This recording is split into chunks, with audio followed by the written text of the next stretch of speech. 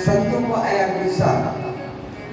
संतों ने कहा तुम इतने निडर हो गए हो, इतने वाचाल हो गए हो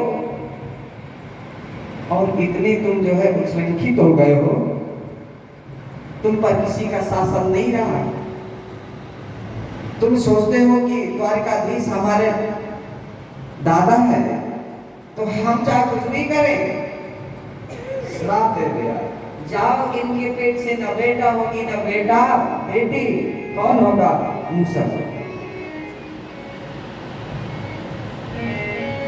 मूसलम जनयति जनिष्यति, कौन होगा?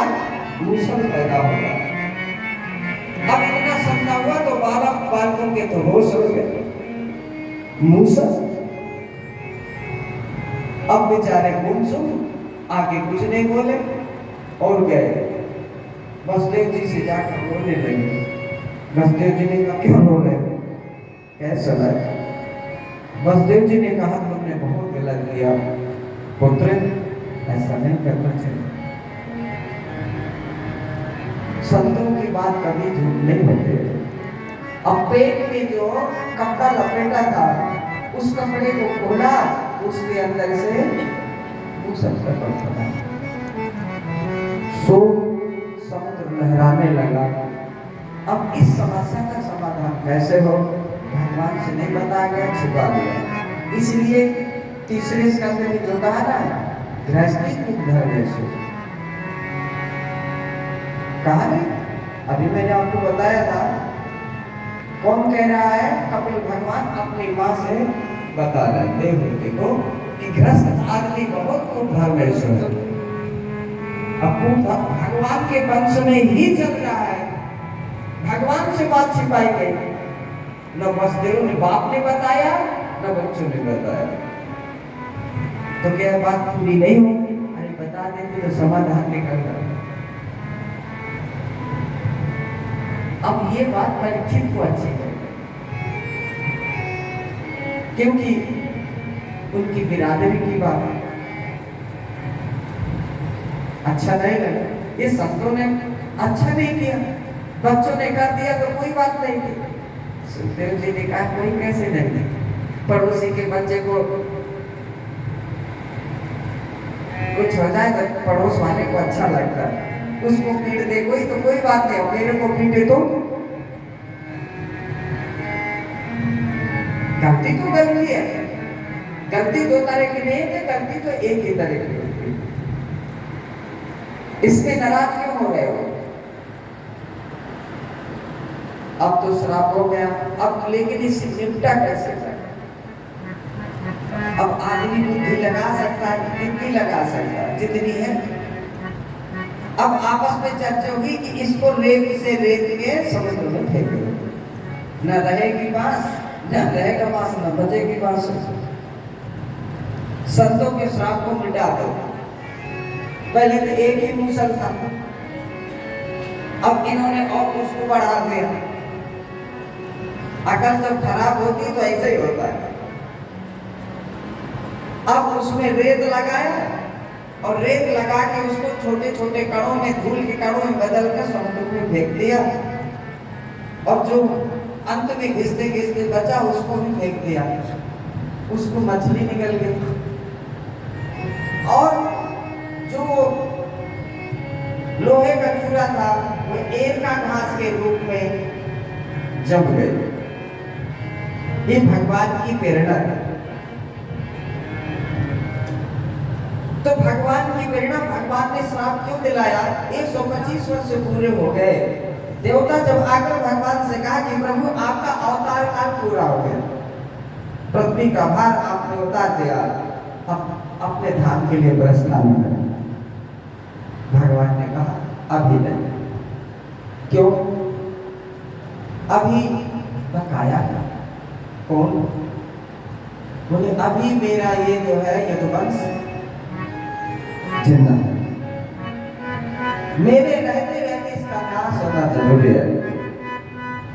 क्योंकि शक्ति पर जब नियंत्रण नहीं होता तो शक्ति अनियंत्रित हो जाती है, वो फिर विकास नहीं करती, विनाश करती है। मैं जब इस धरती से चला जाऊंगा, ये शक्ति संपन्न इनको चारों चीजें मिली है, पद भी है, बल भी है, सौर भी है और विद्या भी है, चारों चीजें संपन्न है। ये जिंदा रहने देंगे किसी को? नहीं रहने देंगे। मेरे रहते रहते जब ये उत्पाद कर रहे हैं तो मेरे बाद क्या करेंगे? इसलिए इन सबको साथ लेके जाऊंगा। इसलिए भगवान ने संतों के मन में श्राप की भावना पैदा करके संकल्प हो गया। अब जब द्वारिका में उत्पाद होने लगा और जाकर जब सभी ने कहा कि प्रभु क्या होगा, ये क्या हो रहा? भगवान ने सोचा द्वारिका में को शमशान बनाना ठीक नहीं है, द्वारिका पवित्र धाम है मेरा, यहाँ शमशान बनाना ठीक नहीं है, इनको यहाँ से अलग करो। तो भगवान ने कहा प्रभास क्षेत्र जाओ।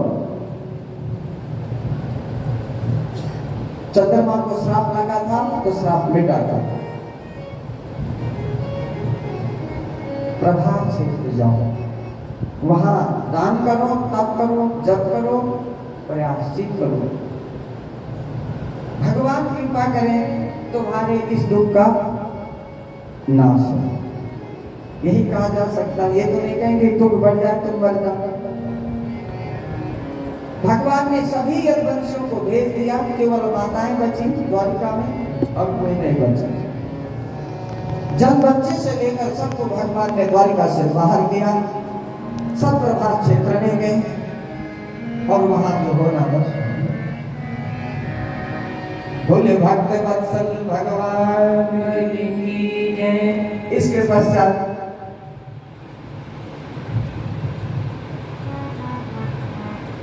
भगवान अब अपने नित्य धाम को जाने के लिए तैयार है। उद्धव जी का 24 लोगों की कथा दी, लेकिन समय नहीं आपके पास, इसलिए लास्ट में चलते। अब आप लोग ये मान लो कि 24 गुरु तो तुम्हें पता ही है, बार बार क्या बताना। लेकिन 24 गुरु जो बनाए गए, गुरुओं ने शिक्षा नहीं दिया, विद्यार्थी ने स्वयं उनसे शिक्षा प्राप्त किया। ये विशेषता है। गुरुओं ने नहीं सिखाया, विद्यार्थी में इतनी क्षमता थी शिष्य में कि उसने उनसे सीखा। अब ज्यादा समय नहीं। इसके पश्चात उद्धव आए। उद्धव ने भगवान की परिक्रमा किया। परिक्रमा करते हुए उद्धव भगवान के सामने रोने लगे। भगवान का वियोग उद्धव को स्वीकार नहीं है। भगवान ने अधीर होते उद्धव को समझाया। उद्धव अधीर नहीं होते। संसार संयोग और वियोग की संपत्ति से परिपूर्ण है। संयोग की संपत्ति में सुख होता है, वियोग की संपत्ति में दुख होता है। ये हमें और आप सबको मिली हुई है। तो इस रहस्य को जाने और समझें। भगवान की एक छोटी सी बात में आपको एकादश स्कंद की सुनाऊं। मद लक्षणमिमं कायं लब्ध्वा मद्धर्मण आस्थिता आनंदं परमात्मस्थं